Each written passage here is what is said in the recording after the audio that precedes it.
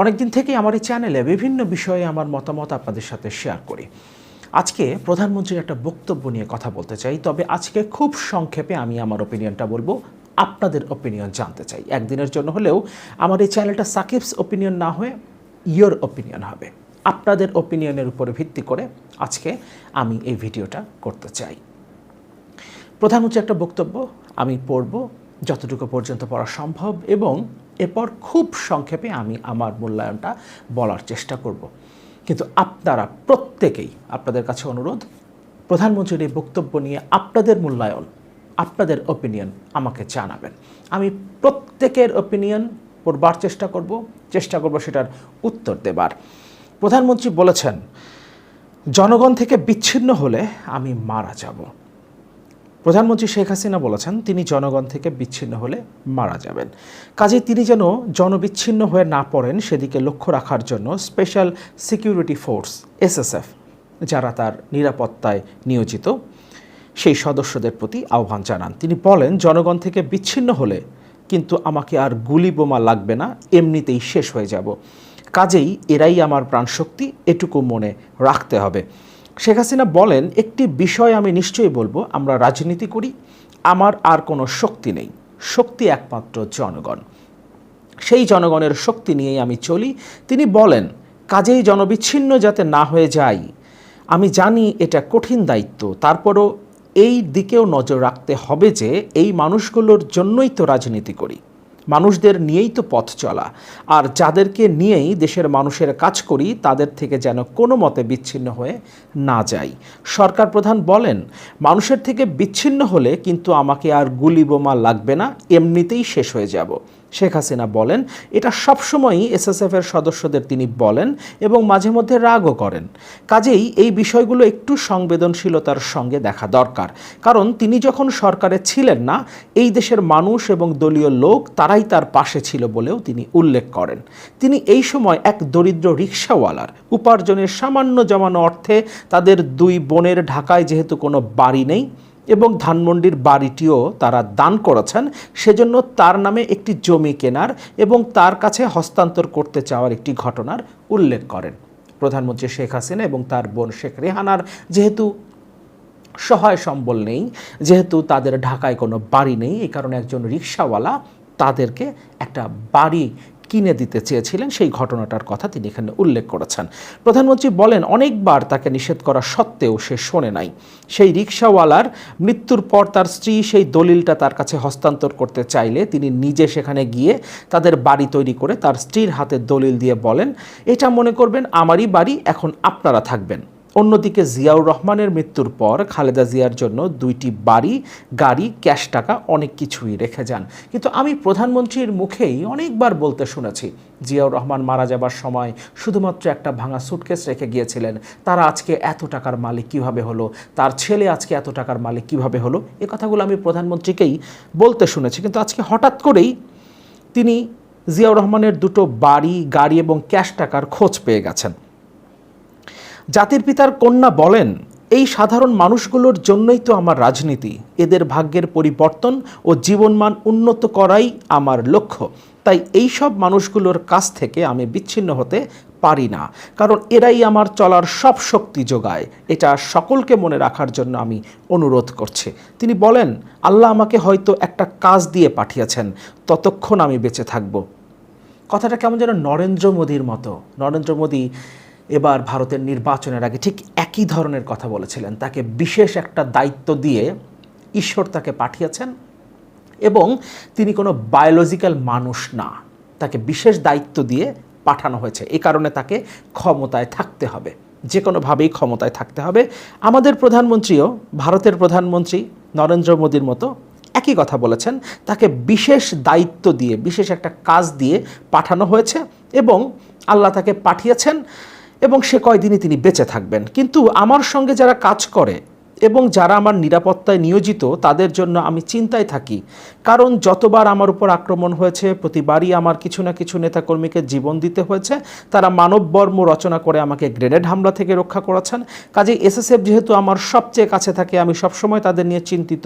এসএসএফের জন্য যা যা করণীয় তার সরকার করবে উল্লেখ করে তিনি বলেন 96 সালে সরকারে আসার পরই তিনি তাদের তেজগাঁওয়ে শুটিং প্র্যাকটিসের জায়গা করে দেন। সেটা এখন আরও আধুনিক হয়েছে, উন্নত মানের হয়েছে। তাদের অফিসার্স মেস থেকে শুরু করে সব কিছুই ধীরে ধীরে তার হাতে তিনি গড়েছেন, লোকবল বৃদ্ধি করেছেন, নানান সুযোগ সুবিধা তিনি যেগুলো এসএসএফের জন্য দিয়েছেন সেই কথাগুলো উল্লেখ করেছেন। এরপর সেনাবাহিনীর জন্য অস্ত্র কেনা থেকে শুরু করে আর নানান বিষয় নিয়ে তিনি আলোচনা করেছেন। আর বক্তব্যটা দীর্ঘ করছি না, প্রধানমন্ত্রীর এই বক্তব্যের যে অংশটা নিয়ে আসলে আজকে কথা বলতে চাই এবং আপনাদের মতামত চাই সেটা হলো, প্রধানমন্ত্রী বলেছেন জনগণ থেকে তিনি বিচ্ছিন্ন হতে চান না, জনগণের জন্যই তিনি রাজনীতি করেন। কিন্তু 2014 সালের পর থেকে টানা 3 বার জনগণের ভোট ছাড়া তিনি ক্ষমতায় আছেন এবং টানা 3 বার নিজেকে প্রধানমন্ত্রী ঘোষণা করেছেন। জনগণের ভোটের দরকার হয় নাই তার সরকার গঠন করতে কিংবা প্রধানমন্ত্রী হবার জন্য। এবং জিনিসপত্রের দাম যেখানে চলে গেছে, নিম্নবিত্ত তো বটেই, মধ্যবিত্তের নাগালের মধ্যে আছে কিনা সেটা আমরা যারা নিম্নবিত্ত যারা মধ্যবিত্ত তারাই জানি। প্রধানমন্ত্রী জানবার কথা না। অবশ্য প্রধানমন্ত্রীও তো হতদরিদ্র, কারণ তার ঘর বাড়ি নাই, তার বোনেরও কোনো ঘর বাড়ি নাই। একজন রিক্সাওয়ালার উপার্জনের টাকায় তিনি আপাতত একটা বাড়ি পেয়েছেন, যে বাড়িটাতে তিনি এখন আবার ওই রিক্সাওয়ালা পরিবারকেই থাকতে দিয়েছেন। এছাড়া তো প্রধানমন্ত্রীর আর কোনো ঘর বাড়ি নাই, সহায় সম্বল নাই। সুতরাং তিনিও তো নিম্নবিত্ত, তার তো বোঝার কথা 400 টাকা কেজি যদি কাঁচামরিচ কিনতে হয় তাহলে তার ঝালটা আসলে কেমন লাগে। পেঁয়াজ যখন 300 টাকা কেজি কিনতে হয় তখন তার ঝাঁজটা কতটা বাড়ে, এটা তো প্রধানমন্ত্রীর বোঝার কথা। প্রধানমন্ত্রী যদি জনগণের জন্যই রাজনীতি করবেন, জনগণ থেকে বিচ্ছিন্ন হতে না চাইবেন, তাহলে 2014 সালের পর থেকে তিনি কেন জনগণ থেকে বিচ্ছিন্ন হয়ে জনগণের ভোট ছাড়া, জনগণের ম্যান্ডেট ছাড়া জোর করে ক্ষমতা দখল করেছেন? প্রধানমন্ত্রীর এই বক্তব্য নিয়ে আমি আসলে আর খুব বেশি কথা বলতে চাই না, কারণ যেহেতু আপনাদের মতামত চাই। প্রধানমন্ত্রী ভারতে গিয়েছিলেন, আমি প্রাসঙ্গিকভাবেই এই বিষয়টা নিয়ে একটু কথা বলেই শেষ করব। ভারতে তিনি যে চুক্তিগুলো করেছেন অ্যাকচুয়ালি এগুলো সমঝোতার স্মারক, যেগুলো স্বাক্ষর করেছেন। রেল সংযোগের কথা বলেছেন, এরপর তিনি তিস্তার পানি বন্টন চুক্তির জায়গায় তিস্তা মহাপরিকল্পনা নিয়ে কথা বলেছেন। যদিও আমাদের যে বিষয়গুলো নিয়ে কনসার্নটা বেশি থাকে সে বিষয়গুলো নিয়ে তিনি কোনো কথা বলেননি, যেমন তিস্তার পানি বন্টন নিয়ে তিনি সেখানে কোনো কথা বলেননি এবং সেটা তিনি স্বীকার করেছেন সংবাদ সম্মেলনে। এমনকি সেখানে সীমান্ত হত্যা নিয়েও কোনো আলোচনা হয়নি, কারণ এগুলো ভারত সরকার পছন্দ করে না। ভারত সরকার যেগুলো পছন্দ করে সেগুলো নিয়ে সেখানে তিনি কথা বলেছেন এবং জনগণকে তিনি সেখানেও একটা ধোঁকা দিয়েছেন। সফরের পর সংবাদ সম্মেলনে প্রধানমন্ত্রী বলেছেন ইউরোপের দেশগুলোতে তো এক দেশ থেকে আরেক জায়গায় যাবার জন্য সেখানে কোনো বর্ডার নাই, সেখানে কোনো বর্ডার ক্রস করে যেতে হয় না, সেখানে কোনো ভিসা লাগে না। তিনি এটাকে বাংলাদেশ ভারত বর্ডারের সাথে তুলনা করেছেন, অথচ বাংলাদেশ থেকে ভারতে যেতে, ইনফ্যাক্ট ভারত থেকে বাংলাদেশে আসতেও ভিসার দরকার পড়ে এবং আপনি যদি আপনার ব্যক্তিগত গাড়ি নিয়ে ভারতে যেতে চান তাহলে সেটা আপনি পারবেন না। এমনকি বাংলাদেশ এবং ভারতের বর্ডারে কাঁটাতারের বেড়া আছে, যেটা ইউরোপের কোনো দেশে নাই। এমনকি প্রধানমন্ত্রী বলেছেন যে অঞ্চল দিয়ে এই রেল সংযোগটা যাবে সেই অঞ্চলের মানুষের ব্যবসা বাণিজ্য সম্প্রসারিত হবে, যোগাযোগ ব্যবস্থা সম্প্রসারিত হবে, অথচ ভারতেরই এক প্রান্ত থেকে আরেক প্রান্তে রেল সংযোগ দেওয়া হচ্ছে। এটাকে অ্যাকচুয়ালি করিডোর হিসেবে ভারত ব্যবহার করবে। হ্যাঁ, যদি চীনের সাথে দোকলামের মতো কোনো পরিস্থিতি তার তৈরি হয় তাহলে এটা মূলত এই রেল সংযোগটা মূলত ভারত করছেই শিলিগুড়ি করিডোরে প্রয়োজনের সময় বিশেষ পরিস্থিতিতে সেনাবাহিনী এবং সেনা সরঞ্জাম পাঠানোর জন্য। সুতরাং এই পরিস্থিতি যদি তৈরি হয় তখন চীন বাংলাদেশের অভ্যন্তরে ভারতের বিরুদ্ধে যুদ্ধের নামে সে বাংলাদেশের অভ্যন্তরে আক্রমণ করতে পারবে, সেই সুযোগটা তৈরি করা হয়েছে। কিন্তু এখানে বাংলাদেশের জনগণের জন্য ব্যবসা সম্প্রসারণ কিংবা যোগাযোগের কোনো ব্যাপার তো নাই, কারণ ভারতের এক প্রান্ত থেকে আরেক প্রান্তে রেল যাবে, মাঝখানে কোথাও দাঁড়াবে না, মাঝখানে কোথাও থামবে না। বরং বাংলাদেশের ভেতর দিয়ে যখন ভারতের রেল চলবে তখন বাংলাদেশের ট্রেনগুলোকে দাঁড়িয়ে থাকতে হবে, কারণ বাংলাদেশের ট্রেনগুলোর তো স্টপেজ আছে, কিন্তু ভারতের ট্রেনের তো কোনো স্টপেজ থাকবে না। তারা যেহেতু বাংলাদেশের অভ্যন্তরে কোথাও দাঁড়াবেই না, তাহলে এখানে যোগাযোগ কিভাবে সম্প্রসারিত হবে, ব্যবসা বাণিজ্য কিভাবে সম্প্রসারিত হবে, এটা একমাত্র প্রধানমন্ত্রী বলতে পারবেন।